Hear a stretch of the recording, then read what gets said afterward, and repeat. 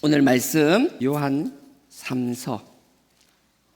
오늘 오신 분 중에서 교회 처음 나오신 분도 계시는지 모르겠는데요, 혹시 처음 나오셨다면 정말 잘하시고 큰 결심하셨습니다. 물론 자의에 의해서 나온 게 아니라 가전 회유와 협박에 의해서 나온 건 제가 알고 있는데, 과정이 어떻든 정말 잘 오신 겁니다. 그 과정들을 통하여 여러분들은 어떨지 모르겠지만 여러분들을 마음에 품고 여러분들의 영혼 구원을 마음에 품고 그 품은 마음을 우리 주하나 신앙공동체가 함께 나누었습니다. 그리고 여러분들에겐 생명부지, 처음 알지도 못하는 사람이겠지만 여러분들의 영혼을 위하여 우리가 합심으로 기도하고, 저도 그 사진을 찍어서 기도 제목 놓고, 저는 아직 봐도 누군지도 모르잖아요. 그럼에도 불구하고 그 영혼이 잘 되기를 원하는 마음, 그리고 그의 삶의 자리에서 잘 되기를 원하는 마음, 그리고 그 영혼뿐만 아니라 그 영혼의 가족들, 그 삶의 자리에 연관된 모든 사람들이 함께 잘 되기를 기도하였습니다. 그래서 여러분들 오신 거 그냥 온 게 아니라 누군가 여러분들을 위하여 걱정하며 기도해 주는 사람이 있다라는 사실 꼭 알아주시기를 바라고요. 생명부지의 사람들, 전혀 모르는 사람이 기도하는 건 하나님께서 우리에게 주신 사명이기도 하고, 또 우리를 통하여 하나님의 사랑이 여러분들에게 흘러 넘치기를 원하는 마음이 있습니다. 저뿐만 아니라 이 자리에 있는 우리 모든 주하나 가족들은 여러분들이 잘 되기를 바라고요, 여러분들이 하는 일뿐만 아니라 건강하기를 원합니다. 그렇게 기도해왔고요, 앞으로도 그렇게 기도하겠습니다. 또 처음 오신 분도 있는 반면에 예전엔 뜨겁게 신앙생활을 하셨음에도 불구하고 여러 가지 이유로, 이런저런 이유로 여러 가지 교회 열심히 하시다가 주간지 발행하신 분들 계시잖아요. 주간 신앙이란 걸 발행하고 일주일에 한 번씩만 따박따박 오시는 그런 신앙생활을 하다가 어느덧 또 월간지 발행하기 시작하시고 한 달에 한 번씩 나오기 시작하다가, 그죠? 연간지 발행해서 1년에 한두 번 참석하시다가 그러다가 영적 이민을 가신 분들, 그리고 십수년 만에 영적 고향으로 돌아오신 분들이 혹시 계신다라면 정말 축복합니다. 그런 분들 앞에서는 부족한 이 종이, 목사가 뭘 하는 이 이야기가 중요한 게 아니라 이 자리에 역사하시는 그 하나님의 성령님께서 여러분들의 마음을 어루만져 주시고 저 십자가 앞에서 여러분들을 향하여 팔 벌리고 계신 그 주님의 사랑을 경험하시기를 주님의 이름으로 축원드립니다. 이건 제가 언변으로 할 수 있는 것도 아니고요, 우리가 여러 가지 방법으로, 물론 우리가 기도하는 것이 도움이 되겠지만 지금 살아 역사하시는 그 성령님이 여러분들의 마음을 만져주시기를 간절히 원합니다. 다시 한번 회복되기를 원하고요, 꼭 이 자리에서 신앙생활하고 그걸 말하는 게 아니에요. 여러분 삶의 자리 어디로 돌아가든 그 예전에 내가 사랑하고 정말 사랑했던 그 하나님의 사랑, 그 십자가 보혈의 능력을 의지하는 삶으로 되돌아갈 수 있기를 주님의 이름으로 축원드립니다. 우리 주하나 교회 성도님들도요, 그런 분들을 위하여 계속 기도해 나가야 될 줄 믿습니다. 그리고 어렵게 오신 분들, 여러분 초대하신 분들에게 꼭 한번 밥 사달라고 이야기하십시오. 귀한 발걸음 했는데 밥 한번 얻어먹는 거 당연한 겁니다. 그 권리입니다. 밥 사달라고 하시고요, 밥 사달라고 했는데 안 사주는 사람이 있으면 317-3400으로 전화하십시오. 저희 교회 사무실 번호입니다. 저희들이 다 접수해서 저희 교회에서 응징하겠습니다. 밥 사달라 하시고요. 제가 이 말은 오늘 오신 거로 끝나지 말고 끝나고 나서도 꼭 식사 한번 하시면서 그런 시간 교제를 계속 유지하기를 부탁드리는 겁니다. 자, 오늘 본문입니다. 요한 3서 1장 2절입니다. 예수님의 제자 중에 요한이라는 분이 쓴 거예요. 가이오라는 사람에게 쓴 편지입니다. 여러 사람들의 교회 지도자들이 있었지만 그 중에서도 특별히 가이오를 통하여 이 요한이라는 사도가, 예수님의 제자가 그 교회의 지도자, 그러니까 여기서 말하는 가이오란 교회 지도자가 아니라 우리 모두에게 하시는 말씀이고, 이건 요한이라는 사도가, 예수님의 제자가 특정인에게 하는 것이 아니라 하나님이 지금 이 자리에 있는 저와 여러분, 우리 모두에게 하는 하나님의 마음이기도 합니다. 그래서 하나님이 우리에게 하는 그 마음으로 이해하시고 들어주시면 감사하겠습니다. 사랑하는 자여, 우리에게 하는 말이에요. 너희의 영혼이 잘됨 같이 너희가 범사가 잘되고 너희 하는 모든 일들이 잘되고 또 강건 건강하기를 내가 간구하노라. 너무나 잘 아시는 말씀이고요. 신앙생활 하지 않아도 많이 들어보셨을 법한 내용이고요. 교회를 조금이라도 다녀보셨다라면 익히 너무 잘 아는 내용입니다. 그래서 우리가 영혼이 잘 되고 우리가 하는 모든 일이 잘 되고 우리가 거기다 건강까지 하면 좋겠다라는 내용으로 많이 알려져 있습니다. 근데 제가 오늘 얘기하고 싶은 것은 그 세 가지 중에서 첫 번째, 영혼입니다. 너희의 영혼이 잘됨 같이. 영혼이 잘 되고 우리가 하는 모든 일들이 잘 되고 우리가 건강해야 되는데, 분명한 건 무게중심은 맨 앞에 있는 영혼에 있다라는 거예요. 영혼이 잘 되지 않고 뒤에 것들이 잘 된다라는 것은 우리에게 축복이 아니라 어찌 보면 안 좋은 일이 생길 수 있는 단초, 그 발판이 될 수도 있다라는 거예요. 우리가 영원히 평안함을 누리지 못하고 영원히 살아나지 못하고, 우리 인간은요, 누구도 스스로, 제가 저희 교회에서 성도님들에게 이런 소리를 자주 합니다. 여러분들 큰 소리 치지만 지금 예배 마치고 문 열고 나가서 교회 밖에 나가서 당장 여러분들의 삶이 계속 유지될 것이라고 확정하고 장담할 수 있는 사람 누가 있냐라고요. 없어요. 제가 어떤 사람들, 화근하는 사람들에게 가끔은 물어봐요. 근데 참 놀라운 건요, 자기 인생에 대해서 화근하고 자기에게 그런 일이 생기지 않을 거라고 화근하는 사람들요, 참 신기한 게 보험은 다 들어놨더라고요. 그 확신이 있으면 보험이 필요가 없는 것 아니에요? 자기의 일어날 일이 없다라면, 자기 확신 가운데 자기 원하는 대로 다 된다라면 보험을 왜 들겠어요? 그럼 우리는 이중적인 거예요. 그렇게 믿고 싶은 마음이 있지만 현실은 그렇지 않다라는 걸 알기 때문에 나름의 안전 방안을 찾는 거잖아요. 그렇게 보험을 들고 나름대로 준비를 다 하잖아요. 그런데 우리 육신도 그러는 건데, 하물며 우리 영혼은요, 영혼도 우리의 미래가 있다라는 거예요. 우리가 육신으로만 살면 아무 상관없지만 우리는 한정된 육신을 가지고 살아가지만, 이 한정된 육신의 한계가 끝나고 나면 반드시, 저도 여러분 이 자리에 있는 누구도 예외 없이 육신의 한계를 넘어서는 영적 세상이 있다라는 거예요. 누가복음 14장에 보면, 12장입니다. 누가복음 12장 20절에 보면 부자에 대한 이야기가 나와요. 참 부자였어요. 하는 일마다 참 잘 됐어요. 하는 일마다 얼마나 잘 되는지 몰라요. 농사를 지었는데 너무 잘 되었어요. 기존에 자기가 창고가 있었는데 자기가 노력해서 수확한 걸 다 수확해서 창고에 들이기엔 너무 부족한 거예요. 너무 마음이 아쉬운 거예요. 그러니까 이거를 수확한 것을 하기 위하여, 더 이제 창고에 넣기 위하여 기존의 창고를 헐고 더 큰 창고를 지어야지. 나름의 열심히 살아왔고 열심히 산 그 삶의 결과와 열매가 있었고 그것을 저장하기 위한 노력도 게을리하지 않았어요. 어찌 보면 성성장구하는 인생이었어요.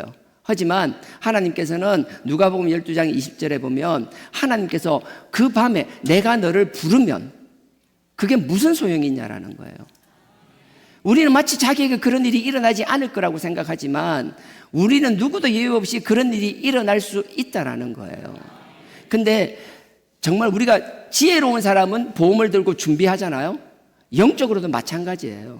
나는 이 자리에 있는 우리 조아나 성도님들은 당연히 그렇겠지만, 혹시라도 영적 세상에 대해서 부정적으로, 물론 부정적으로 생각하면 안 오셨겠죠. 어느 정도 동의하시니까 오셨겠죠. 하지만 거기에 대해서 긴가민가 하는 마음이 있다라면 결코 그것이 아니라는 것. 지금 여러분들이 당장 수용하고 받아들이기가 부담스러울지라도 저는 다른 사람이 아니에요. 저는 하나님의 종, 여러분들 죄송해요. 종이란 표현을 써서 죄송한데 그냥 목사예요. 목사는 다른 것 하는 거 아니에요. 여러분들의 지적 충족을 주고 그런 게 저의 목적이 아니에요. 제가 하는 것은 선명하게 살아있는, 우리가 죄 가운데 살아갈 수밖에 없고, 그 누구도, 저를 포함해 이 자리에 있는 누구도 죄에서 이길 사람이 아무도 없으며, 하나님은 그 죄를 싫어하시며 그 죄를 통해서 하나님이 우리를 사랑하시고 우리를 다 구원하시고 영원한 천국에 가기를 원하시지만, 우리가 그걸 알고 마음으로도 그렇게 생각하는 사람들이 대다수이지만 결국 가지 못하는 것은 우리의 죄 때문에 가지 못한다라는 그 현실을 적나라하게 여러분들에게 선포할 수밖에 없는 게 저의 사명이라는 거예요. 다소 여러분 귀에 거슬릴 수 있어요. 마음에 부담스러울 수 있어요. 충분히 압니다. 하지만 그 마음을, 그 마음의 벽을 허무는 건 제가 하는 것이 아니고 제가 믿고 섬기는 그 하나님의 성령님이 그 역사를 하실 줄 믿습니다. 하나님의 역사는 여러분들의 마음이 열고 안 열고, 물론 열면 더 좋겠지만 열지 않을지라도 하나님의 말씀은 살아 역사하세요. 그래서 여러분들이 지금 들은 이야기 지나가 놓으면 다 잊어버릴 것 같지만 결코 그렇지 않습니다. 정말 여러분들 가운데 여러분들 몸속에 뼛속 깊이 정말 떨어지지 않는 끈끈이처럼 달라붙어 있을 것이라고요. 표현이 거칠어서 죄송합니다. 하지만 오늘 여러분들이 정말 살아계신 하나님을 만날 수 있으면 너무 좋겠고요. 우리가 저 십자가를 걸어놓고 예수님이 십자가에 매달려서 피 흘리며 죽었다라는데 어찌 보면 형벌의 상징인 저 십자가를 왜 달아놓고 왜 저것을 향하여 기도하는지 조금이나마 여러분들이 그 마음을 이해하셨으면 좋겠고요. 우리가 여러 가지 기쁨이 있지만 주님을 만나고 하나님을 섬기는 오늘 성가대 찬양이 그렇잖아요. 이건 저뿐만 아니라 이 자리에 있는 우리 모두의 공통된 고백입니다. 그분을 우리 주로 섬기는 것, 우리가 살아가면서 예수님을 만난 것, 그 예수 때문에 나의 혈육을 죽이고 나의 혈기를 죽이고 내가 아닌 주님을 위해 살아가는 것, 그 기쁨과 그 만족이 얼마나 큰 것인지, 내가 내 혈기를 죽이고 내 자아를 죽이고 나의 삶의 자리에서 내가 죽고 그리스도를 나타내므로 해서 다툼과 시기와 분쟁이 끊임이 없었던, 작게는 우리의 가정, 좀 더 넓히면 우리의 삶의 자리, 더 넓히면 우리의 지역사회가 하나가 되며 서로를 높이며 화목해 되어가는 과정들을 경험하였기에 이 귀한 것을 여러분들에게 전하기를 원합니다. 하나님은 여러분들 정말 잘 되기 원합니다. 영혼이 잘 될 뿐만 아니라 여러분들이 하는 모든 일이 잘 되기 원하십니다. 여러분들 건강하기를 원합니다. 하지만 처음 서두에서 말씀드린 것처럼 가장 원하시는 건 여러분들의 영혼에 관심이 가장 많다라는 것. 우리가 세상의 걸 다 누리지만 우리의 영혼이 하나님께서 우리를 위하여 준비한 저 천국에 가지 못한다라면, 우리가 육신을 입고 살아가는 인생이 길어야, 예전엔 70년 80년, 요즘은 세월이 좋아졌잖아요. 요즘 뭐 장례식장 가보면 90 넘으신 분들 이제 100세도 수두룩하잖아요.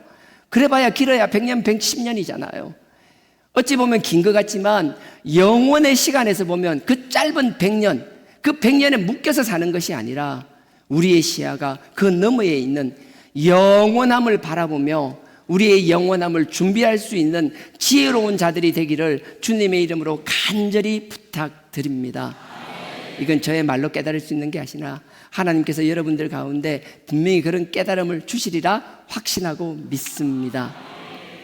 오늘 영혼이 잘 된다라고 하였는데요, 이 영혼이 잘 된다라는 건 사도 요한이 한 것이고요, 예수님도 우리를 양이라고, 예수님은 스스로를 목자라고 말씀하셨어요. 그리고 우리를 양이라고 이야기하시면서 우리에게 하신 말씀이 있습니다. 요한복음 10장 10절입니다.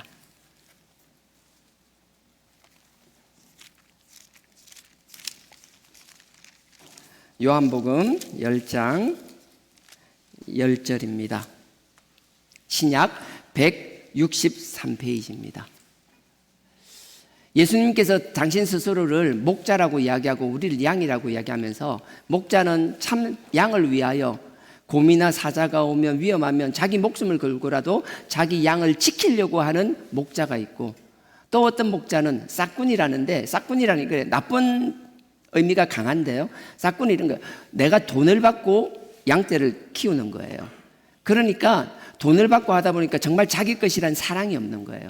그러다가 곰이나 사자나 강한 도적들이 오면 양을 버리고 그냥 도망가는 거예요. 그리고 때로는 자기 것이 아니니까 그 주인의 양을 자기 것인 양 생각해서 탈취하기도 하는 거예요. 그런 목자들도 있지만 예수님께서는 말씀하시기를 나는 그런 목자가 아니라는 거예요.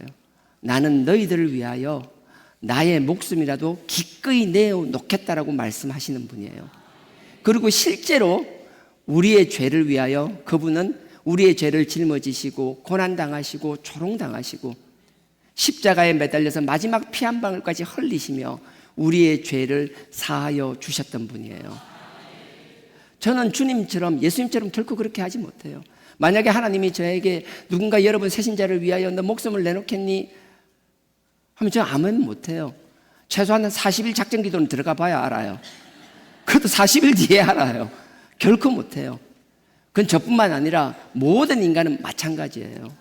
근데 그 예수님, 내가 여러분들한테 지금 이렇게 전하는 그 예수님, 내가 경험하고 내가 만난 그 귀한 예수님, 나를 사랑하셔서 정말 여러분들은 앞에 보면 멀쩡해 보이지만 정말 뭐 이 더러움과 나의 부족함과 나의 이 뭐 악함은 뭐라 설명하지 못할 만큼 악한 나를 위하여 그 나의 죄를 지시고 십자가에서 피를 다 흘리시면서 나를 구원하신 그 주님을, 우리의 목자이신 그 주님을 여러분들에게 전하기를 원합니다. 그 주님은 이렇게 말씀하시는 거예요, 목자들에게. 10절인데요 중반부터 제가 읽겠습니다. 그 앞에 보면 죽이고 멸망하는 것뿐이요, 이거는 가짜 목사를 말하는 거고요. 10절 중반절부터 제가 읽겠습니다. 후반절이죠. 내가 온 것은 양으로 생명을 얻게 하고 더 풍성히 얻게 하려 함이니라. 분명히 여기서 뭐예요? 생명을 얻기를 원한다는 거예요. 이 생명은 육체의 생명이 아니라 우리의 영적인 걸 말하는 거예요. 그리고 영적 생명이 더 풍성해지기를 원하신다는 거예요. 주님을 만나면요 여러 가지 일들이 있습니다. 주님을 만나면 아까 처음에 요한 3서 1장 2절처럼 우리의 영혼이 잘 되면 다 잘 됩니다. 근데 이런 말을 듣고 이 말에 혹해서 여러분들 이게 낚시의 교회에서 오게 되면 그 말 듣고 왔더니만 내가 교회 다닌 지가 6개월인데 1년인데 2년인데 막 부글부글 막 올 거예요. 나는 그렇게 듣고 왔는데. 근데 하나님께서는요 그것도 여러분들의 연단이라는 표현을 제가 이렇게 설명을 하면 좋겠는데 초신자들 상대로 하기엔 내가 너무 어려워서 하지는 않겠습니다. 하나님의 뜻과 계획이 있다라는 것만 알아주셨으면 좋겠어요. 하지만 하나님께서는 여러분들에게 지금 여러분들이 당장 물리적인 거, 내 삶의 자리에서 일어나는 일, 그 일이 해결되기를 원하지만 하나님께서는 여러분들의 그 문제가 해결되기 전에 하나님이 먼저 여러분들에게 해결해 주고 싶은 것은 여러분들의 마음이라는 거예요. 그래서 요한복음 10장 봤잖아요. 그 앞에 조금만 가면 4장이 있습니다. 요한복음 4장. 요한복음 4장에 보면요 예수님께서 예루살렘에 계시다가 예수님께서 사시는 고향이라고 해야겠죠. 예수님이 삶의 자리인 갈릴리 지역으로 가시는 사건이 기록되어 있습니다. 그게 4장입니다. 요한복음 4장에 예수님께서 북쪽에 있는 갈릴리로 올라가는 길이었어요. 근데 가다 보면 사마리아란 지역을 지나서 가야 돼요. 마치 우리로 치면 서울을 가야 되는데 이 사마리아는 충청도 같은 거예요. 부산에서 서울 가려면 충청도를 그치지 않고는 갈 수가 없잖아요. 갈 수 있죠. 동해안으로 해서 강릉으로 해서 삥 둘러가면 갈 수는 있겠죠. 하지만 우리는 그렇게 가는 사람 없잖아요. 근데 이 당시에는 어땠는가 하면 이 사마리아 사람들은 이 당시 예수님이 계실 때 그 당시 700년 전에 아수르란 나라에 끌려가 포로로 잡혀갔어요. 그리고 나서 뭐 여러 가지 포로로 살면서 여러 가지 이스라엘 백성들이 볼 때 그들의 민족적 자존심으로 볼 때 도저히 용납할 수 없는 일들이 많이 일어났어요. 그래서 한 국가였고 한 민족이었음에도 불구하고 시간이 벌써 700년이나 지났음에도 불구하고 남쪽에 있는 유다 사람들은 북쪽에 있던 같은 민족인 그 사마리아 사람들을 사람 취급을 하지 않았어요. 소가 닭 보듯이도 하지 않았어요. 그냥 마주치는 것 자체를 재수없다라고 생각했어요. 그래서 그들은 마치 우리가 서울을 갈 때 충청도를 지나서 가는 게 당연한데 우리가 강릉으로 해서 저 돌아가면 어리석다고 할 거잖아요. 그런 어리석은 일을 당연히 하고 있었어요. 사마리아 땅을 지나서 갈릴리로 가지 않고 먼 길로 핑 둘러가는 게 그들은 너무나 당연한 것이었어요. 사마리아 사람들과 만나기 싫어서. 근데 예수님께서는 그 갈릴리로 가실 때 굳이 그들은 사람 취급도 하지 않던 그 사마리아를 지나서 그 길로 가는 길이었어요. 어찌 보면 이해가 안 되는 행동이었어요. 근데 예수님은 그 길로 간 거예요. 제자들과 함께 그 사마리아를 지나가게 되었어요. 그러다가 수가라는 성에 있었어요. 수가라는 성에 가서 이제 식사를 하기 위하여 예수님께서 마을 밖에 계시고 그 제자들은 마을로 먹을 것을 구하러 들어갔습니다. 근데 여러분들 아시는지 모르겠는데 성이 마을 밖에 있어요. 이렇게 하면 또 죄송합니다. 마을 밖에 있는 이유는 다른 게 아니라 이 당시 고대 사회는 마을은 외부의 공격으로부터 자기를 지켜야 돼요. 그러니까 안전한 게 어때요? 위쪽에 있는 게 안전하잖아요. 그러니까 마을이 위쪽 산 위에 있어요. 산 위에 거기에 요새처럼 벽을 쌓고 해서 그 마을을 지어서 사는 거예요. 근데 위쪽에 살면 안전해요. 안전한데 뭐가 문제인가 하면 물이 없어요. 그러니까 우물물은 그 마을에서 내려오면 마을 입구에서 내려오면 저 아래쪽에 우물이 있는 거예요. 그래서 그 사람들은 그 산 위에서 내려와 가지고 물을 길어서 그 무거운 물을 들고 또 올라가는 거예요. 그럴 수 있죠. 근데 제가 불공평하게 생각하는 건 그 힘든 그 무거운 물을 왜 여자들만 들고 왔다 갔다 해야 되는지 모르겠다라는 거예요. 이 남자들이 예나 지금이나 그런 거 잘 안 해요. 요즘은 참 좋아졌지만 이 당시는 남녀가 명확하게 구분되어 있었고 그 힘든 일들은 다 여자들이 했어요. 여자들의 신분이라는 게 지금처럼 좋은 세상이 아니었고, 지금도 많이 불평등한 거 압니다. 안 째려보셔도 알아요. 하지만 예전에 비해서 많이 좋아진 건 사실이잖아요. 그 당시는 남녀 차이가 극심했더라고요. 여자라는 건 이런 거였어요. 여자 같은 경우에는 그 신랑이 공식적으로 음식이 맛이 없어요, 마음에 안 들면 음식 못한다고 이혼하면 그냥 이혼인 거예요. 뭐 한 번 한다고 짜증나고 인상 썼다고 이혼하면 또 이혼인 거예요. 말이 안 되잖아요. 그 말이 안 되는 게 행행하고 실제로 일어났던 게 그 당시였어요. 그래서 수가성이라는 그 수가라는 성에 많은 여인들이 있었지만, 그 많은 여인들 중에서 특히나 마음의 상처가 너무 많은 여인이 있었어요. 얼마나 많은 상처가 있었는지 몰라요. 예수님께서 그 수가성을 지나가다가 우물가에 탁 앉아서 있었어요. 낮은 땡볕이, 한 12시쯤 막 땡볕이, 정말 더울 때였어요. 예수님이 우물가에 앉아 있었는데 어떤 여인이 오는 거예요. 그 낮 시간에. 그건 이유는 두 가지밖에 없어요. 한 가지, 이 여자가 완전히 왕따라서 다른 사람과 어울리지 못하니까, 보통 그 무거운 걸 들고 올라가려면 땡볕에는 하는 게 너무 힘들기 때문에 해가 뜨기 전 아침이나 아니면 해가 지고 난 선선해지는 오후 저녁에 물을 기르러 다녔었어요. 근데 그 해가 뜨거운 그 낮에 그 여인이 항아리를 들고 오는 거 내리막이니까 쉽죠. 하지만 그것도 항아리에 물을 채워서 그 무거운 걸 가지고 그 오르막길을 끙끙거리면서 올라가는 그 힘든 일을 해야만 되는 이유는, 정말 이 여인이 다른 사람 같은 여인들에게조차 인정받지 못하는 왕따였거나, 아니면 이 집에서 이 여자의 신분이 사람으로서의 대접을 받지 못하고, 최소한 가족이라면은 그 뜨거운 시간만큼은 피해서 물을 기르러 가야 되는데, 그럼에도 불구하고 그 가족 누구의 눈치를 봐야 되는지는 알 수 없겠지만 그 가정의 눈치 때문에 그 땡볕이라도 그 무거운 물을 이고 와야 되는 그런 절박한 상황에 있는 여인, 둘 중에 하나였을 것이라고요. 예수님께서 기다리는데 정말 그 낮에 물을 기르러 왔다라는 것 자체만 하더라도 정말 말을 안 해도 어떤 상황인지 대충 우리가 짐작할 수 있잖아요. 그 예수님께서 그 여인에게 이야기하는 거예요. 뭐 근데 솔직히 궁금해요. 이 반말로 하셨나? 존칭을 써서 썼나? 이모라 불렀을까? 뭐라고 불렀지? 여하튼 불렀어요. 그 자매에게 물 좀 달라고 이야기한 거예요. 물을 달라고 이야기했습니다. 그러니까 이 사마리아 여인이 자기는 정말 박복한, 정말 복이 없어도, 제가 조금 이따 이야기하겠지만 복이 없어도 그렇게 없을 수가 없는 여자였거든요. 그렇게 박복한 복이 없는 여인이었음에도 불구하고 아는 거예요. 자기가 사마리아인이니까. 딱 옷의 행색을 보면 유대인인 거예요. 유대인이 자기에게 말을 거니까 바로 그냥 마음에 딱 벽이 닫히는 거예요. 여러분들, 우리가 살아가는 가운데 어려움이 많을수록, 상처가 많을수록 아닌 척가지고 멀쩡한 것 같지만 마음속에 켜켜이 쌓여있는 장벽이 있는 사람들이 많이 있어요. 남이 그런 것이 아니라 자기가 그렇게 살아온 그 환경 때문에, 자기가 자라오고 지금 살고 있는 그 환경 때문에, 누가 만들어주는 것이 아니라 스스로가 마음에 장벽을 쌓아놓는 사람들이 얼마나 많은지 몰라요. 예수님께서는 우리의 영혼이 잘 되기를 원하시고, 첫 번째 우리 속에 있는 마음, 그 엉어리진 것들, 우리 스스로가 만드는 그 장벽을 깨 부수기를 원하셨던 거예요. 주님을 만나면 여러분들이 경험할 수 있는 것 중에서 가장 큰 축복 중에 하나가요, 이 마음의 엉어리, 우리 한국 사람들이 말한다는 그 한, 영어로는 번역도 할 수 없다라는 그 한, 뭐라고 설명할 수 없고, 서구 사회 사람들은 이 한국 여자들이 가진 그 한을 어떻게 설명할 길도 없고 이해하지도 못한다라는 그 엉어리 한. 참 놀라운 게 그 한이 우리뿐만 아니라 그 사마리아 여인들에게도 있었다라는 거예요. 주님께서는요, 아무도 모르는, 나만 알고 있는 이 답답한 것,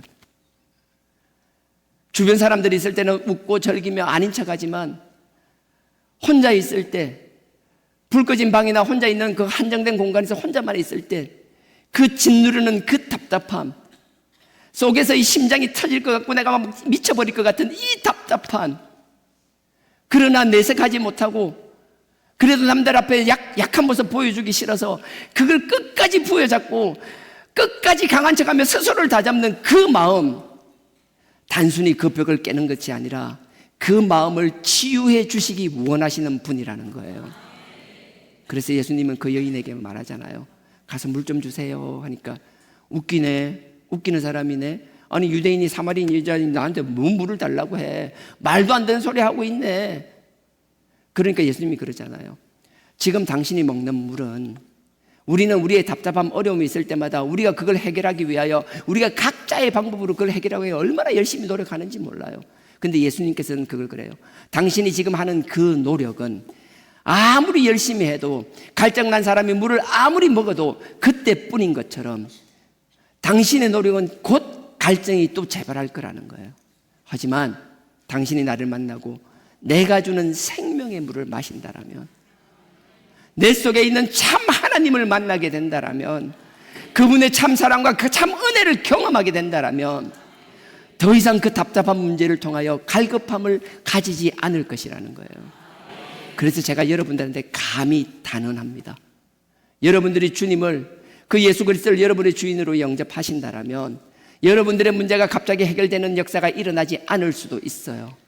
하지만 여러분의 마음에 기쁨과 평강이 찾아오게 됩니다.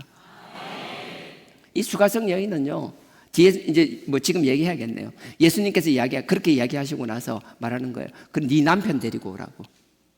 도대체 이 낮 시간에 이 땡볕에 물들어 보내는 그 인간 내가 낯짝을 봐야겠다라고. 데리고 오라고. 그랬더니 이 여인이 이야기하는 거예요. 나 남편 없는데요. 나 남편 없어요. 딱 보면 몰라요? 남편 없는 가보니까 낮 시간에 이러고 다니지. 그런 뉘앙스로 이야기했어요. 그때 예수님이 그래요. 에이, 아닌데 모르겠어요. 어떻게 했는지 모르겠어요. 하여튼 아닌데 했는지 뭐 하여튼 그러다가 가만히 그 여인을 쳐다보고 나서 그러는 거예요. 네 남편이 5명이 있었는데 지금 살고 있는 남자는 같이 살고는 있지만 남편은 아니다. 많은 분들이 그래요. 교회 좀 다녀본 사람들 그래요. 이 여자가 굉장히 엄란한 여자였구나. 물론 그렇게 해석할 수도 있겠죠. 하지만 저는 그렇게 이해하지 않아요. 아까 제가 이야기했듯이 그 당시 여인 같은 경우에는 남자가 밥을 먹다가 밥맛이 마음에 안 든다고, 실제 그래요. 유대 기록에 보면 그런 기록들이 많이 있어요.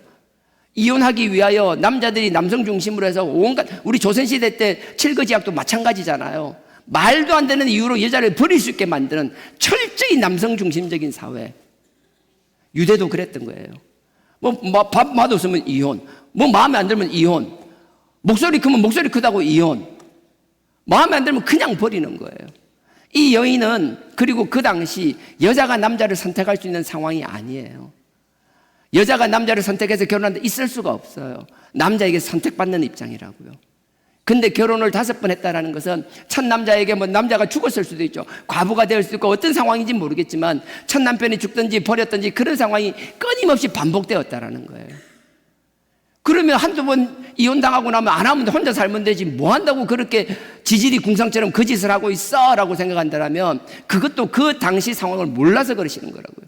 그 당시는 여자가 남자의 도움 없이 남자의 품을 벗어나서 혼자 생존하는 것 자체가 불가능할 때였다라고요. 당장 먹고 살 수가 없었어요. 그러니 자기의 목숨을 연명하기 위해서는 어떤 형태로든 남자의 도움을 받을 수밖에 없었고, 그러니 그런 상황에서 남자를 선택하면 제대로 된 남자가 아니었겠죠. 그러니 그걸 5번씩이나 반복하고 지금 6번째 반복하고 있는데, 지금은 결혼조차 아닌 그 관계를 유지한다는 건, 이 여자의 그 삶이라는 건, 이 여자의 속은 아마 썩어서 문드러져 있을 거라고요. 시커멓게 죄가 되어 있을 거라고요. 정말 사람이 팔자가 더러워도 이렇게 팔자가 더러울 수가 있냐. 뭐라고 설명할 수 없는 그 마음의 아픔과 엉어리, 하는 것마다 되는 것이 없고, 자기의 삶에서는 하늘을 향하여 부르짖고 미친 듯이 부르짖어도 그게 그 한이 풀리지 않을 것 같은, 그 켜켜이 쌓여있는 그 한, 그 상처의 덩어리들, 주님께서는 다 준 게 아니라 그 상처를 치유해 주시기를 원하신다라는 거예요. 이건 여자의 문제뿐만 아닙니다. 남자는 그런 문제 없나? 아니요. 남자도 마찬가지예요. 가장으로 살아가기 위해서는 이 전쟁터와 같은 삶 속에서 살아나가야 돼요. 얼마나 힘든 삶을 사는지 몰라요. 여러분 잘 아시잖아요. 제가 예전에 어떤 분 얘기하다가 진짜 동전 하나라도 그냥 이게 위에 있는 게 없더라고. 뭐 하나 다 돈은 땅바닥에 있더라고. 내가 고개를 들고 벌 수 있는 돈이 없더라고. 동전 하나도 죽기 위해서는 고개를 숙이고 허리를 숙여야 잡을 수 있더라고. 세상이 그렇잖아요. 별 것 없다고 의미 없다라고 이야기하는 사람도 많지만 그 의미 없다라고 조롱하는 그 돈을 벌기 위하여 남자들, 물론 여자도 마찬가지지만 대부분 남자가 그러니까요. 그 남자들이 얼마나 밖에 나가서 비굴하게 그걸 살기 위해서 가장의 역할, 자기가 돌봐야 될 사람들을 하기 위하여 나름의 생계나 그걸 유지하기 위하여 그렇게 살아가는 분들 있잖아요. 남자들도 마찬가지, 전쟁터와 같은 그 사회에서 살아남기 위하여 그 마음속에 엉어리가 얼마나 많은지 몰라요. 이건 남자를, 이 수가성 여인은 여자로만 볼 것이 아니라 하는 일마다 안 되는 남자도 마찬가지인 경우라고요. 왜 내 인생은 이렇게 꼬이기만 하냐라고요. 왜 이렇게 힘들기만 하냐라고요. 그때 주님이 우리에게 하시는 것이 그 말씀이에요. 네 속에 있는 엉어리 내가 풀어주겠다라는 거예요.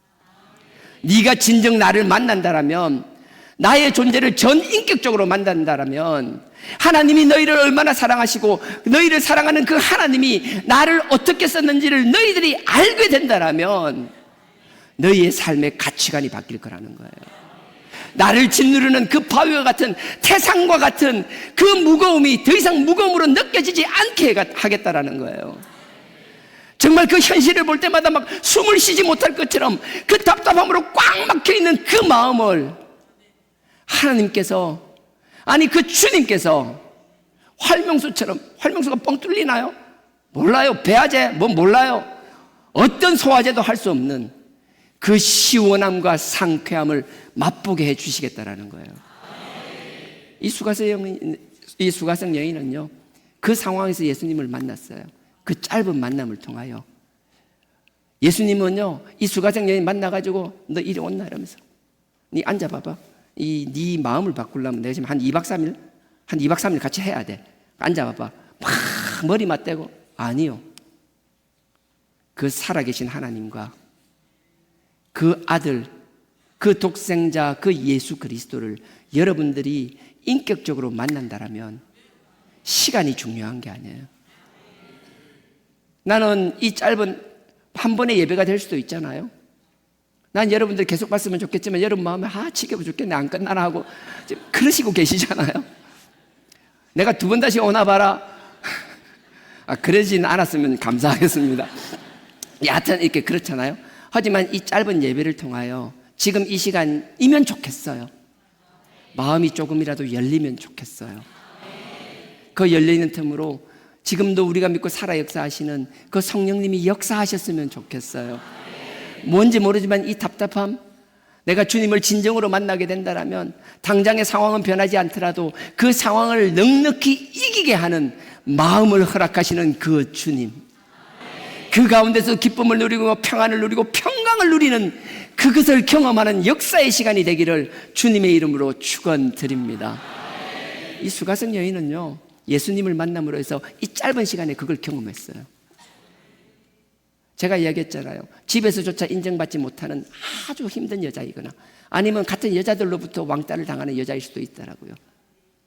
그런 여인이 어떻게 바뀌는지, 주님을 만나게 되면요, 남들이 막 손가락질하고 조롱하는 그 상황, 야 도대체 너네 남편은 그게 뭐야, 너네 부인은 뭐야, 너네 자식은 뭐야, 너네 부모는 그게 뭐야, 뭐 온갖 공격들이 오잖아요. 그것 때문에 위축되고 부끄러워서 아무것도 하지 못할 것 같잖아요. 아니요, 하나님을 만나고 그 아들 예수 그리스도를 여러분들이 만나게 된다면 지금 여러분들이 경험하고 있는 것이 아니라 여러분들의 상황에, 지금 여러분 그 상황이 더 이상 여러분들이 생각하는, 여러분들의 눈으로 보이지 않는 역사가 일어난다라는 거예요. 남들 보면 그래요. 어떻게 그 자식을 어떻게 그렇게 키우냐라고. 날 때부터 장애를 가지고 태어나고 날 때부터 힘든 상황이 있는 사람도 있고, 뭐 그것뿐만 아니라 힘든 사업을 하다가 막 너무 힘들어졌어요. 뭐 그 상황에서 죽지 않은 게 신기할 만큼 그 절박한 상황에 코너에 몰렸음에도 불구하고 그 가운데서도 하나님을 향하여 부르짖고 십자가를 향하여 손을 뻗고, 그리고 나서 그 힘든 삶의 자리에 돌아가서 하나님을 찬양하며 기쁨으로 웃으면서 그 암담한 현실을 마주하며 그 세찬 파도를 넘어가는 사람들이 있다라는 거예요. 나는 여러분들이 그런 경험을 하기를 원합니다. 여러분들의 힘으로, 여러분들이 살아왔던 그 삶의 방식으로 이겨나가는 것이 아니라 누군지 모르지만 무엇인지 모르지만 나를 강력하게 잡아주시고 뒤에서 나를 막 등을 밀어주시며 그 힘든 걸 돌파할 수 있는 그 놀라운 힘과 에너지를 경험하기를 주님의 이름으로 축원드립니다. 이 초라한 여인은 그걸 경험한 거예요. 그러고 나니까 수가성으로 달려가는 거예요. 29절입니다. 4장, 요한복음 4장 29절. 제가 읽겠습니다. 요한복음 4장 29절입니다. 나의 행한 모든 일을 내게 말한 사람을 와 보라. 이는 그리스도가 아니냐. 그 사람들을 향하여 와 보라라고 선포하는 사람으로 바뀌는 거예요. 나약한 사람, 위축되어 있는 사람이 아니라 많은 사람들 앞에서 담대히 선포하는 사람으로 변한다라는 거예요. 그래서 주님께서는 여러분들이 내가 지금 전하고 있는 그 주님을 여러분들이 만난다라면 그 주님은 여러분들의 마음을 이렇게 바꾸어 놓으신다라는 거예요. 그리고 한 구절, 시간이 너무 많이 지나갔는데 제가 원래 좀 말이 많아요. 죄송해요. 딱 하나만 더 전할게요. 이사야 41장. 예. 하나 안 찾고 두 개 찾으면 욕하셔도 돼요. 예. 이사야 41장.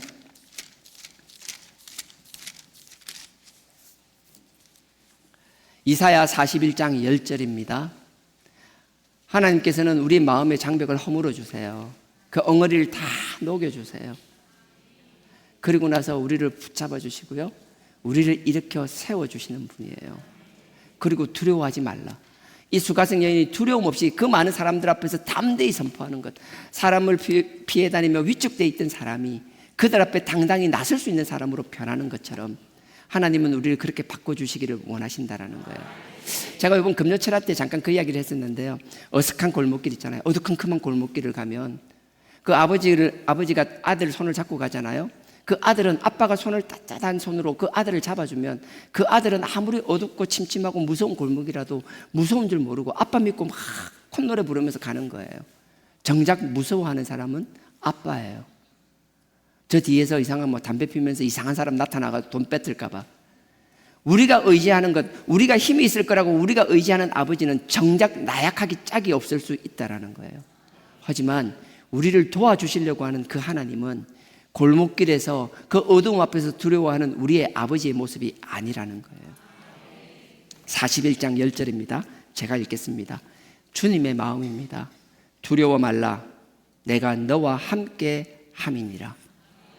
놀라지 말라. 나는 너의 하나님이 됨이니라. 이게 내가 너의 주인 되어 주겠다라는 거예요. 내가 너를 굳세게 하리라. 강하게 하겠다라는 거예요. 참으로 너를 도와주리라. 너를 버려두지 않고 계속 도와주겠다라는 거예요. 그리고 참으로 나의 의로운 손, 의로운 오른손은 강한 손을 말하는 거예요. 하나님께서 말씀하시는 거예요. 내가 오른손으로 하면 되지 않는 것이 없다라는 이야기예요. 그 오른손으로 너를 붙잡아 주겠노라. 우리를 두렵게 하지 않고 떨리지 않게 하고 우리를 세워주며 붙잡아 주시는 그 하나님의 손길을 경험하는 시간들이 되기를 주님의 이름으로 축원드립니다. 오늘 이 시간이 아니더라도 저희는 여러분들을 위하여 끊임없이 기도할 겁니다. 여러분이 삶의 자리에 어디를 돌아가든 꼭 이곳이 아니더라도 하나님의 백성, 하나님의 자녀가 되기를 원하며 그렇게 기도할 것입니다. 영적 이민을 떠나셨던 분들도 반드시 귀국하리라고 기도할 것입니다. 그리고 장담합니다. 하나님은 반드시 우리 주하나교회 성도님들의 기도에 응답하실 것입니다. 여러분들 몸부림쳐봐야 결론은 정해졌다라는 이야기입니다. 웬만하면 밖에 나가서 고생 많이 하지 마시고 순이 끌려오는 여러분 되기를 주님의 이름으로 부탁드립니다. 제가 뒤에 좀 더 복잡한 걸 이야기하고 싶었지만 더 이상 하진 않겠습니다. 딱 하는 거, 제가 경험한, 제가 정말 사랑하고 너무나 감사해야 하는 그 주님을 여러분들도 경험하시기를 원합니다. 우리 육신의 한계가 있듯이 우리의 영도 한계가 있으며 영원한 천국이 기다리고 있다는 것, 우리가 육신의 미래를 준비하듯이 우리의 영의 준비도 반드시 해야 된다는 것. 히브리서 9장 17절에 모든 육신은 죽습니다. 그리고 반드시 하나님 앞에 서야만 합니다. 그때를 미리 준비하는 지혜로운 여러분 되기를 주님의 이름으로 축원드립니다.